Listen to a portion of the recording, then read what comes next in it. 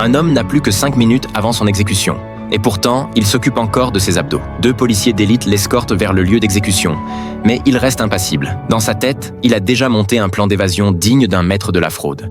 Dans la même voiture se trouve un policier infiltré dont la mission est de pénétrer chez les trafiquants et de désamorcer un missile volé. Il prévoit d'aider Lino à s'évader du véhicule d'escorte. Pablo a caché un fil de fer dans la bouche, a ouvert habilement ses menottes, puis s'est faufilé sur le toit. Il neutralise le chauffeur d'un coup de pied. Quand Lino apprend que Pablo est policier, il accepte de s'allier avec lui. Leur but est de sauver la petite amie enlevée sur le territoire des dealers. Pablo fonce à travers le poste de contrôle, défonce une porte pour entrer dans un entrepôt, puis accélère et traverse l'entrepôt jusqu'à la zone interdite. Pablo et Lino sont rapidement encerclés par des trafiquants et conduits devant le chef du cartel. Lino exige la libération de sa petite amie, tandis que Pablo demande la désactivation du missile pointé vers le centre-ville. Le chef pose alors une condition. S'il paie 50 millions de dollars pour le missile, il acceptera leur demande. En observant le toit avec des jumelles, Pablo voit bien un missile. Mais pire encore, la petite amie de Lino y sera attachée et lancée avec lui. Pour protéger les civils, Pablo informe sa hiérarchie. Son supérieur corrompu refuse de payer et raccroche. Pour gagner du temps,